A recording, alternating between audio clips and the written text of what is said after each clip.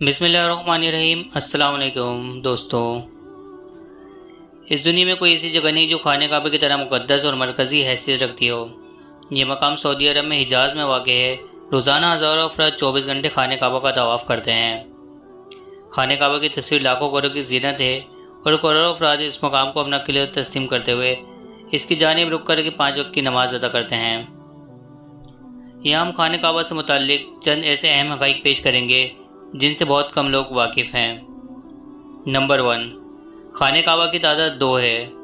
خانہ کعبہ کے بالکل اوپر جنت میں ایک اور خانہ کعبہ موجود ہے۔ اس کا ذکر قرآن پاک میں بھی آتا ہے اور نبی کریم صلی اللہ علیہ وسلم نے اس بات کی نشاندہی کی کہ اللہ کے نبی صلی اللہ علیہ وسلم نے معراج کا واقعہ سناتے ہوئے فرمایا کہ جب مجھے بیت المعمور دکھایا گیا تو میں نے حضرت جبرائیل علیہ السلام سے پوچھا۔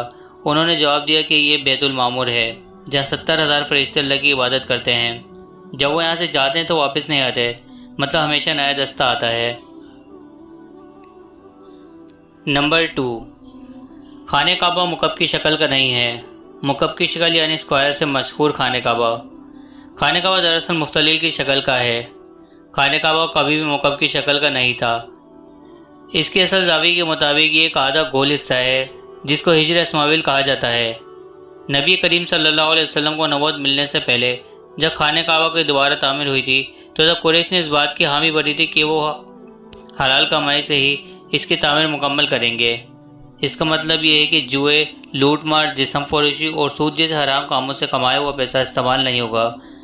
قریش اتنے امیر تجارتی شہر میں ہونے کے باوجود اتنی رقم جمع کرنے میں ناکام ہو چکے تھے جو خانہ کعبہ کی تعمیر اس کے اصل سائز اور رقبے کے حساب سے کر سکیں۔ انہوں نے خانہ کعبہ کی چھوٹی عمارت تعمیر کی اور اس کی دیواریں مٹی کی اینٹوں سے بنائی جس کو حجر اسماعیل کہا جاتا ہے، جبکہ اس کا حضرت اسماعیل سے کوئی تعلق نہیں، جو خانہ کعبہ کی حقیقی قطر کی جانب اشارہ کرتی تھیں۔ اپنی زندگی کے آخری حصے میں حضرت محمد صلی اللہ علیہ وسلم نے خانہ کعبہ کی دوبارہ تعمیر کا ارادہ کیا تھا، مگر یہ عظیم فریضہ انجام دینے سے پہلے ہی آپ صلی اللہ علیہ وسلم جائے فانی سے کوچ کر گئے۔ خلیفہ عبداللہ بن زبیر کے دور حکومت کے چند سال کے مختصر حصے میں خانہ کعبہ اپنی اسی اصل شکل میں موجود تھا جسے نبی پاک صلی اللہ علیہ وسلم نے دیکھا تھا۔ نمبر 3، خانہ کعبہ کئی مرتبہ تعمیر ہو چکا ہے۔ خانہ کعبہ آج ہمیں جس طرح نظر آتا ہے یہ اس طرح نہیں ہے جیسا حضرت ابراہیم علیہ السلام اور حضرت اسماعیل علیہ السلام کے دور میں تعمیر ہوا تھا۔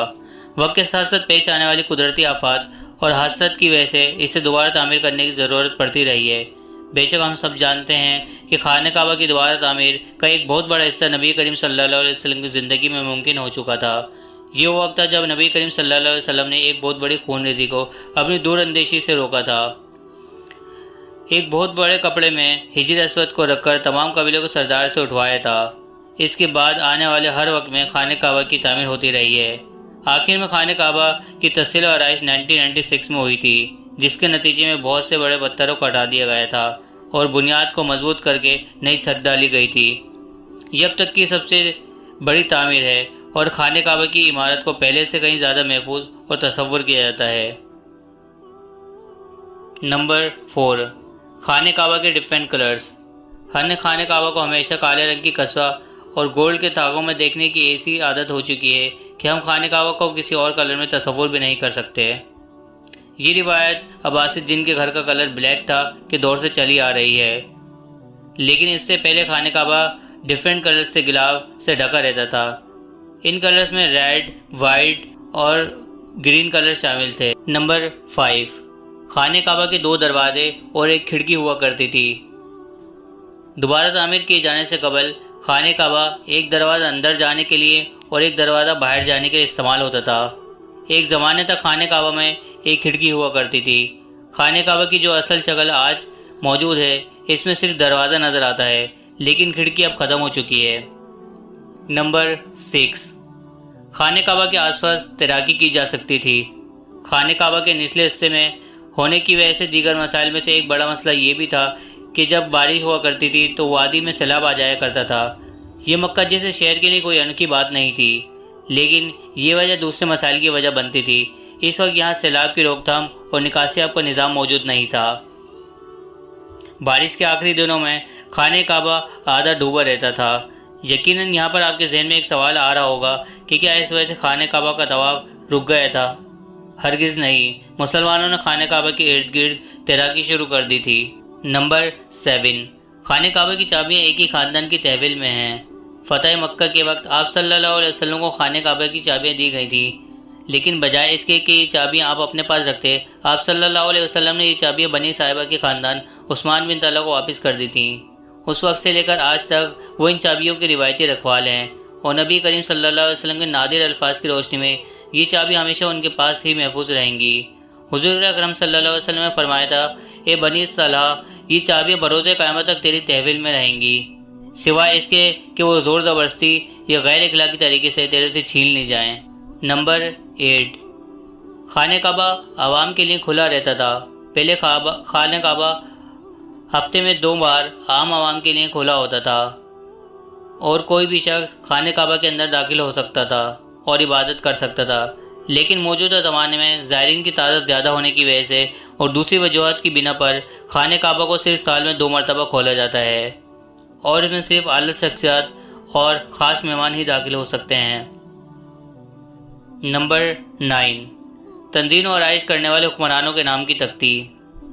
کئی سال تک بہت لوگ اندازہ لگاتے رہے کہ خانہ کعبہ اندر سے کیسا نظر آتا ہے۔ وہ لوگ بہت خوش نصیب ہیں جن کو خانہ کعبہ کے اندر داخل ہونے کی سعادت ملی، اور ایک خوش نصیب وہ ہیں جن کو تصویر بنانے کا بھی موقع ملا۔ کروڑوں لوگوں نے یہ تصویریں انٹرنیٹ پہ آن لائن بھی دیکھیں۔ خانہ کعبہ کے اندر کا حصہ سنگ مرمر اور گرین کلر کے کپڑے سے ڈھکا ہوا ہے۔ جس دور کے حکمرانوں نے خانہ کعبہ کی دوبارہ آرائش کروائی تھی، اس نے خانہ کعبہ کے اندر اپنے نام کی تختی بھی لگوائی۔ نمبر 9، حجر اسود۔ کیا آپ نے کبھی اس بات پر غور کیا ہے کہ حجر اسود چاندی کے سانچے میں کیوں گھرا رہتا ہے؟ کچھ لوگوں کا خیال ہے کہ حجر اسود امویت کی فوج کے ہاتھوں مارے گئے پتھر کے لگنے کی وجہ سے ٹوٹ گیا تھا جب وہ مکہ پر قابض تھے، جبکہ یہ پتھر عبداللہ بن زبیر کی ملکیت میں تھا۔ کچھ ذرائع کے مطابق حجر اسود بحرین سے تعلق رکھنے والے اسماعیلی گروپ کپمارٹین کے ہاتھوں ٹوٹ گیا تھا۔ ان لوگوں کا خیال تھا کہ حج مبارک ایک توہین پرستی کا عمل ہے۔ اپنی بات کو سچ ثابت کرنے کے لیے ان لوگوں نے 10,000 حجاج کو مار دیا اور ان کی باقیات کو آب زمزم میں پھینک دیا تھا۔ یہ غیر انسانی عمل کافی نہیں ہے۔ یہ شیطان حجر اسود کو عرب کے مشرق میں لے گئے اور پھر عراق کے شہر کوفہ لے گئے، جہاں اس کے عوض توان وصول کیا گیا۔ جب ان کو مجبور کیا گیا تھا کہ وہ اس کو خلیفہ باسط کو واپس کر دیں، جب اس کو واپس کیا گیا تو یہ 3 ٹکڑوں میں تھا، اور اس کو یکجا کرنے کا صرف ایک ہی طریقہ سمجھ آیا تھا کہ اس کو چاندی کے سانچے میں رکھا جائے۔ کچھ تاریخ دانوں کے مطابق اس مقدس پتھر کے کچھ حصے آج بھی کہیں گم ہیں۔ ویڈیو اچھی لگی ہو تو ویڈیو کو لائک کر دیں، چینل کو سبسکرائب کر دیں اور بیل کے نوٹیفیکیشن کو بھی پریس کر دیں تاکہ فیوچر میں آنے والی اس طرح کی انفارمیٹیو ویڈیو آپ تمام لوگوں تک بآسانی پہنچ سکیں۔ اور ہاں، اس ویڈیو کو اپنے دوستوں کے ساتھ ضرور شیئر کریں۔ میں تھا آپ کا ہوسٹ رضا احمد۔ اللہ حافظ۔